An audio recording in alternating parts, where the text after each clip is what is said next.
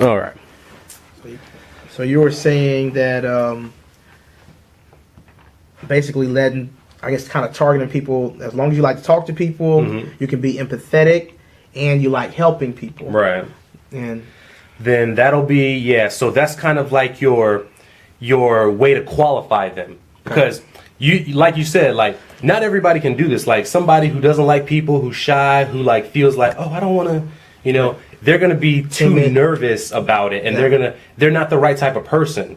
But you don't want that person coming in and then trying to be a part of it when they're just, their DNA is not built for it. Waste my time. Exactly. Waste my money. So by you prepositioning it with that, you're automatically saying, hey, if you have these things, continue. If not, then, you know, we've already set up something, these 3 things, to let you know that this isn't for you. Yeah. Now, boom, that's already eliminated a portion of it.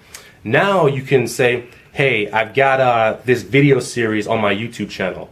And on this video series, it's videos 1 through 3. And in this 3-part video series, they're 15 minutes long each, 10 minutes long, however long you want to make them.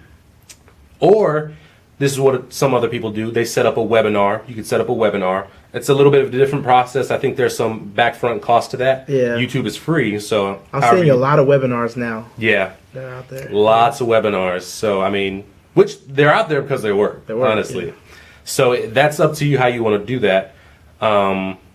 Although the benefit of doing it on YouTube is that you could then have the comment section, which webinars have that, but it's like a predisposed comment section, and then, you know, you can have it on repeat, but then you can't come back and see it. Like YouTube sections just feel a little bit more personal because you can actually go back, put a time date to that, so all that. But then, so you could have your 3-part video series and basically go through this entire presentation to them and let them know, hey, you know, at the age of, you know, I'm 30 right now. If I'd known this, now question, was there, you doing this, was it reliant on you having skills that you learned from your years working for other companies? Not at all. Not at all? Well, the skills that I've learned have helped because I've worked in management, and so I've been dealing with people. My degree is in sociology. Okay. Dealing with people, the study of just how societies work, right? And just people and their thought processes.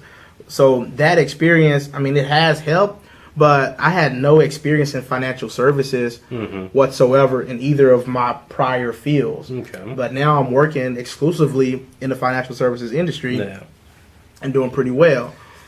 So, and see this, oh man, I'm going to love saying this right here. This might be something even that you could tell people too. Maybe you could recommend to them, they just turned 16 years old, get a job working with people first. Like if you're not sure about this right here, get a job working with people first. If you're timid, shy, if you don't meet these pre-qualifications, get something that puts you in front of people and work for that company that has you working with people for a year. And build up your self-confidence with those people. And you tell them this because you tell them, I don't want you guys to get into this and have it not work for you, or have you think that this is something wrong with it, and or have you think that you're just incapable of it. You tell them, I want you to be able to feel like you can excel in this. And the best way for me to help you excel in this is for me to give you advice that's real and that's practical. And what I think is practical for you guys is to first become comfortable around people. If you're not, if you think you have the capacity and the ability to be dedicated enough, get a job, work that job for a year, become comfortable around people, then come back to my video series and see if all of this is something that you want to do. Now, technically speaking, this is a zero risk proposition. Technically, you could jump into it, but I want you to not just jump into it. I want you to excel at it. By doing that, you create a lot of trust with the people who are watching it. Because everything. Slow down, brother. That's good. That's good. That's good, man. Yeah, man. Because every other person who has a webinar or who has a course or whatever the case might be, it's always buy now, get in now before it's too late. Yeah. That's always the Still in that fear. Exactly. That you might fear of loss. Mm-hmm. Right. But by you saying, look, this is something that we're offering, and hey, you mind if I take this right quick? I'm sorry. I'm so sorry. Absolutely. Man. Go ahead, man. Go ahead. Pause or that doesn't work like that. Oh, you can edit though, right? Yeah, I can just edit it out. Go ahead. You're all good. Hello, this is Sam. Yes. Yes, absolutely, Selma. If you don't mind, can I call you back? I'm in the middle of a meeting right now. I apologize. I'll be able to. Yeah. Thank you so much. All right. Okay. Sorry about that, bro. All good, my man. So you said this is technically speaking, it's a zero risk opportunity, but I'd much. Dang it, you're going so fast. Basically, it's along the lines of I'd much rather you be prepared prior to doing something like this than doing it and then feeling bad about yourself. Exactly. Because it doesn't work for you. And it's really not you. It's more so just the inexperience with dealing with people. Exactly okay. that. And you even tell them, look, you guys, I didn't just jump into this. Like, throughout my life, I've been a naturally extroverted person. But that's me. I also worked in multiple different places that put me dealing with people. So I tell you this from experience. That right there is going to resonate with them so hardcore too.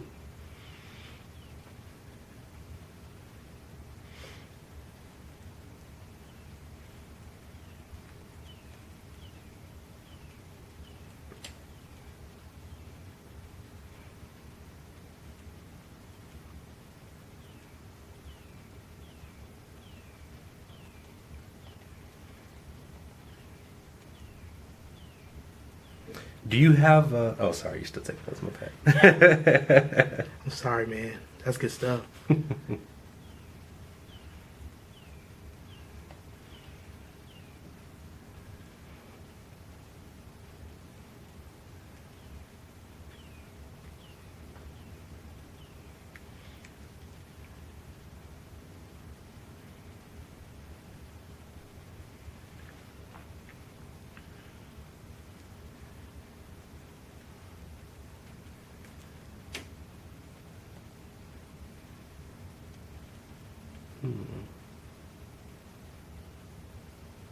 Huh. I just had a thought. Would it also be helpful if I made a copy of this recording, put it on a flash drive for you, and then gave you that too?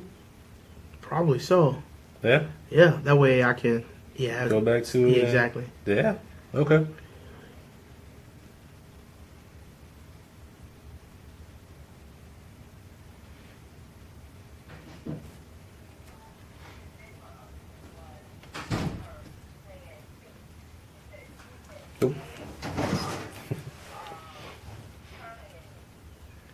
I really feel like that kind of skill set will help somebody see success in any field, not just ours, but anything. And so, like you said, it kind of resonates with people. It's like, dang, he's looking out. Exactly. He's looking out. He's cares about me.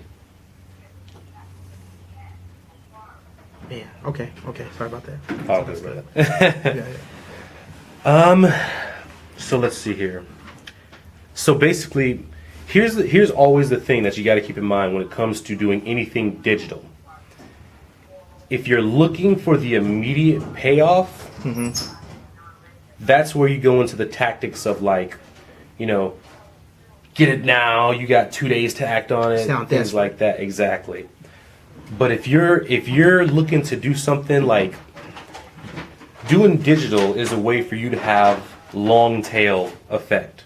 Right. That's how you impact, the high schoolers, the young college kids, the young adults, is by having something digitally that maybe they can't act right now, but give them some time and they can do that. So when you're doing actions on digital, you want to make sure those actions are actions that aren't based only in short-term ROI prospects.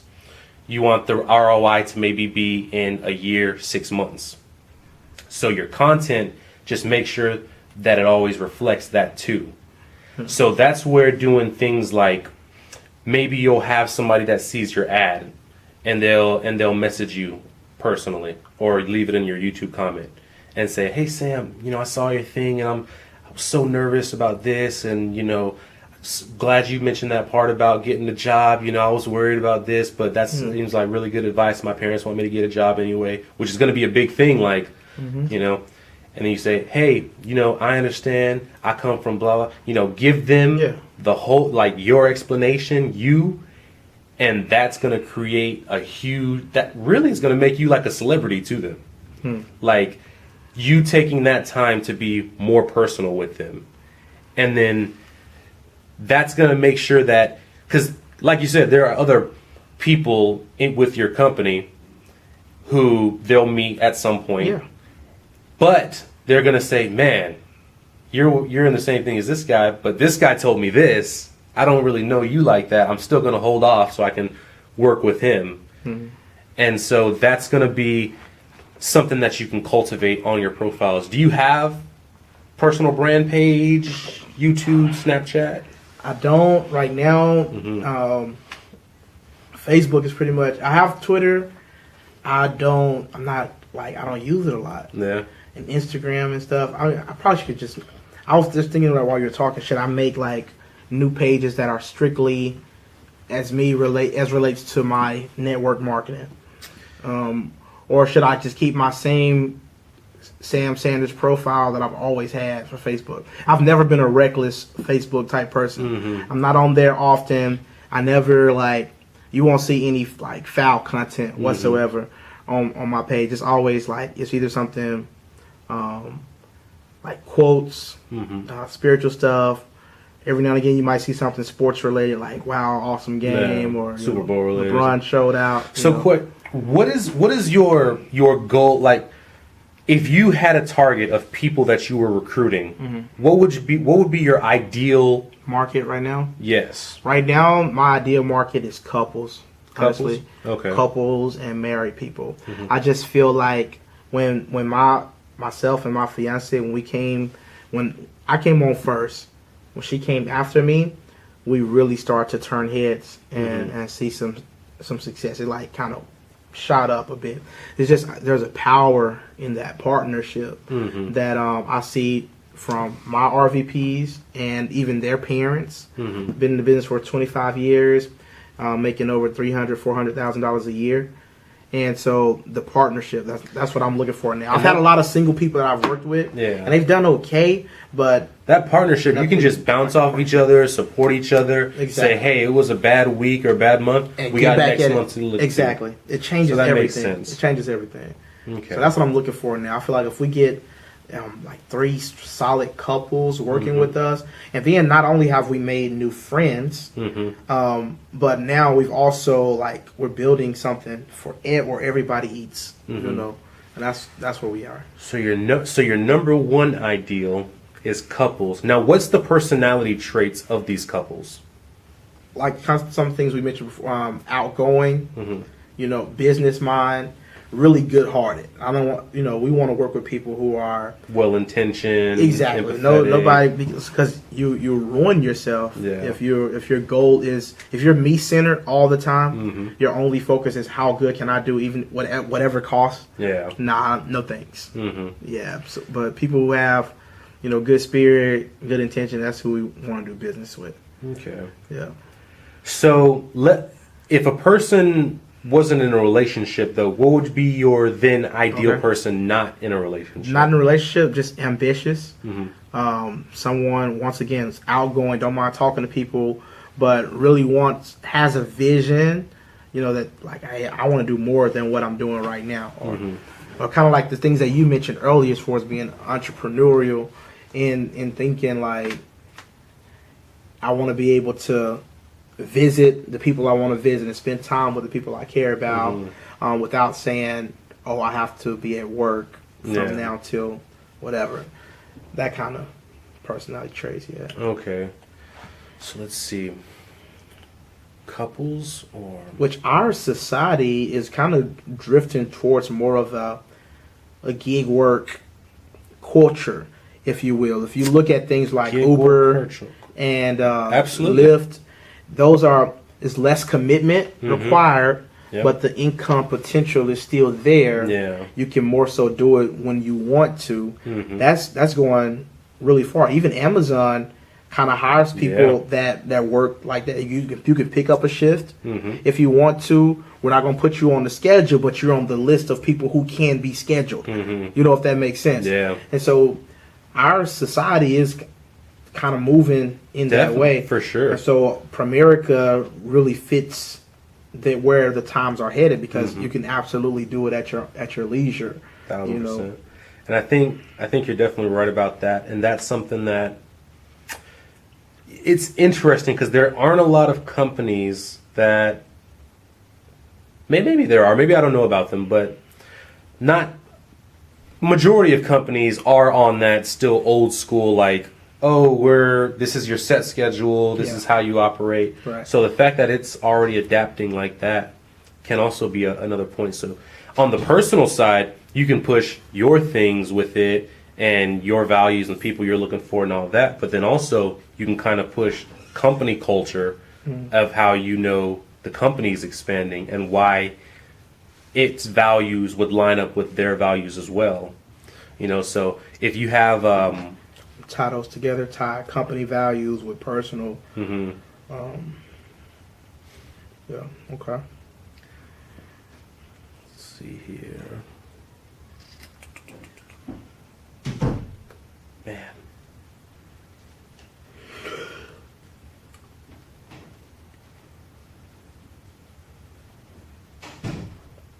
I always go to like brand pages, because right now I just, especially for a person that actually has a skill set, because I just see that being so valuable to a lot of people, because every day somebody is turning of age. Every day somebody is a day Looking closer for- to graduating, and they're not sure What they're going to do. exactly. And they're looking for something that is a viable option. Yeah.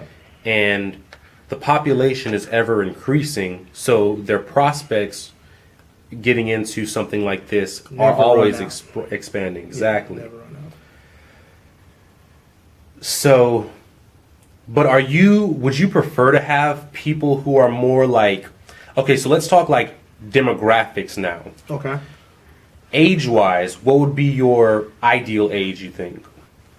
Ideal age for me, I probably feel like somewhere between 25 and 30. Just because there's so many, you're familiar with the baby boomer generation. Absolutely. Right.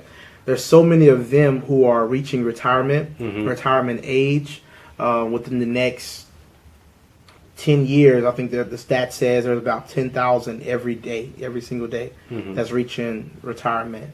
And so with that, there are a lot of people in our field in financial services. The majority of them right now, about 70%, are in that population. So there's going to be a huge gap that needs to be filled. That needs to be filled, but there's only about 5% of the financial advisors are millennials.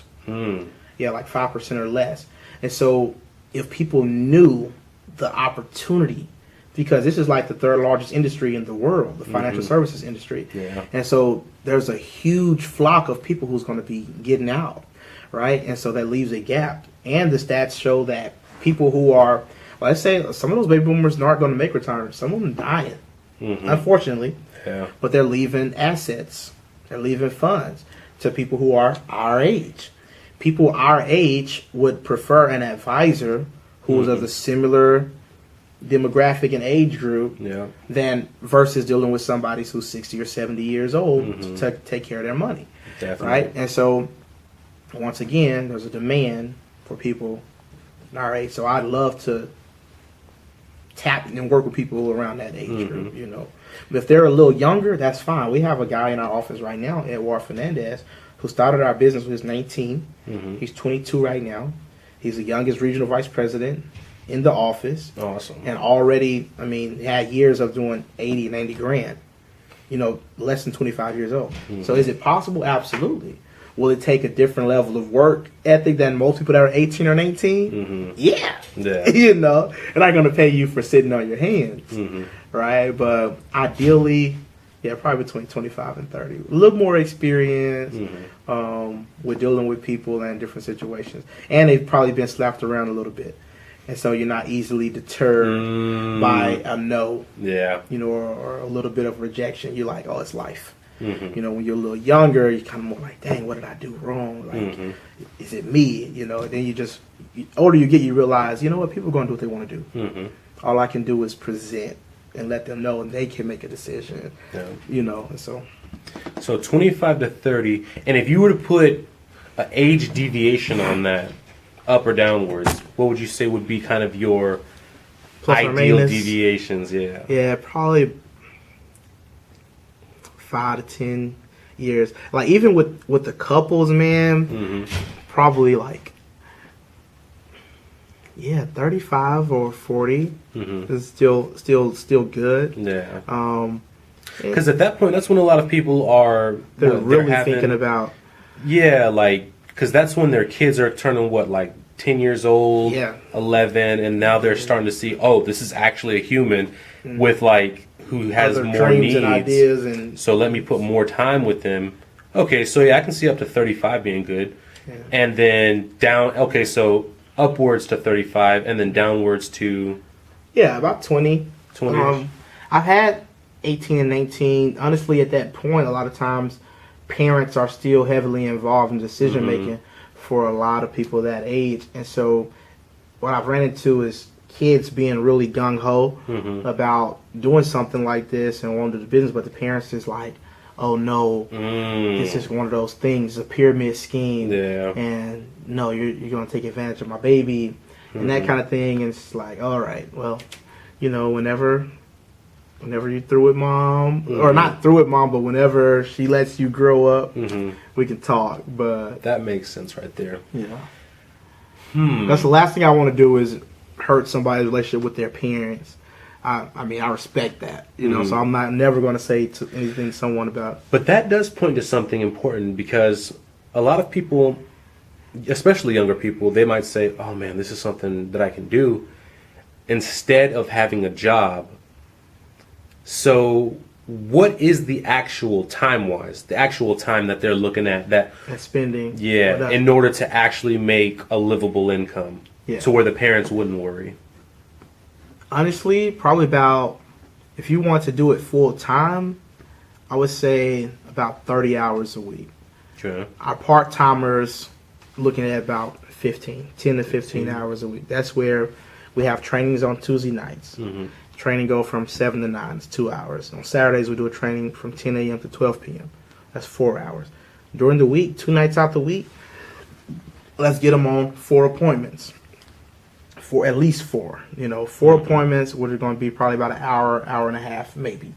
And from there, we'll just see what comes. But typically, out of those 4 appointments, we probably do business with 2 of them. Right? Maybe 1. But if you do that 1 that week, and you do 1 every week, we talk about the numbers that I showed you earlier. Right? And so. Okay. So that. Because something I could see. Yeah. So the more. Okay. So the content centered around specific personality traits and couples and all that. I can definitely see your 24 plus, because I think 24 is actually where a lot of legal benefits from parents stop working. Like I think my stepdad is a flight attendant. I think I stopped receiving his flight attendant benefits at 24 or 26. I'm pretty sure it's 24. Oh shoot. How old are you now? 23. Okay. Yes, sir. So I'm on my last year. Gotcha. So, okay, so 24 to 35 couples or people of that. Any particular ethnicity that you're leaning towards particularly? Not really. No? Because the truth is, it has no, I guess, barriers in terms of the need. Like white people dealing with it, Black people dealing with it, Hispanics dealing with it. Everybody is kind of, there's like 1% of the population that holds 70% of the wealth in our nation. So, okay, so it's definitely more, you definitely right there. So I would suggest, like, if you're going to go on this ad route, I would say do some research on what people who have been here and risen up to here, what is the material that they consume? What are the books? What are the DVD sets? What are the courses maybe that they've taken? What are the articles that they read?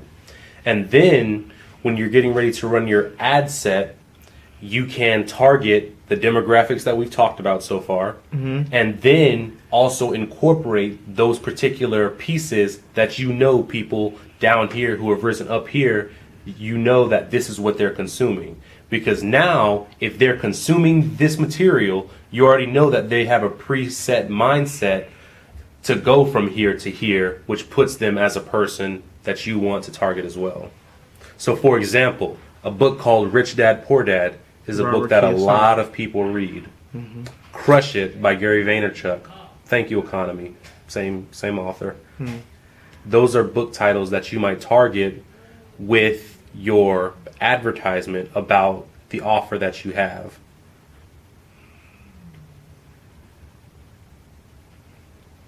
So you can't mention the book in the ad, or like find out who's like, kind of like Amazon says most people have recently viewed these, and so you try to find out who those most people are. Yeah. So so this is kind of getting into Facebook. So Facebook, if you're setting up an ad there, first of all, that's going to be where some of your cheapest advertising is, because Google, you're looking at, let's see, the financial industry. I think you guys' cost per click is about $40 right now. So you can do that, but it's going to be expensive as hell. $40 per click. What does that mean? Like per look, per time, every when time? a person, $40. Dang. Yes, sir. Whereas on Facebook, that exact same click is going to cost you about maybe $4 to $7, depending on how good your ad is. Maybe less. It might only cost you $1. But so you'll have that son of a gun. I lost my train of thought. What was I talking about? Oh shoot. It's talking about like a certain, if they were like follow a certain book. Oh, yes. So I think he's getting to like the algorithms of Facebook. Yeah. So the way that it works is you can segment people off. That's why I was talking about demographics. Not because, you don't want to target this particular ethnicity, but you want, advertising wise, you want to only spend your money at the most well-targeted, well-aimed demographics you can. You don't want to have your money go into the 35-year-old with your personality traits, but their mindset, maybe they have certain things in them that works well with people, but their mindset doesn't know the grind of, I got to put in, this 50 hours as opposed to, you see what I'm saying? So the content that you're putting together is going to be one thing, and then, but also what is their stuff. So when I was saying the books, you can actually target people on Facebook 24 to 35 in a relationship who have read this book making X amount of dollars. You can target all of that. You don't there is no like you see, like, if a person hasn't read this book, well, maybe that says that they haven't made the financial commitment to say, man, I need to consume this content. But if a person has read it, they're already in the industry of consuming this kind of content. So they'll consume yours that much better. So now you're $1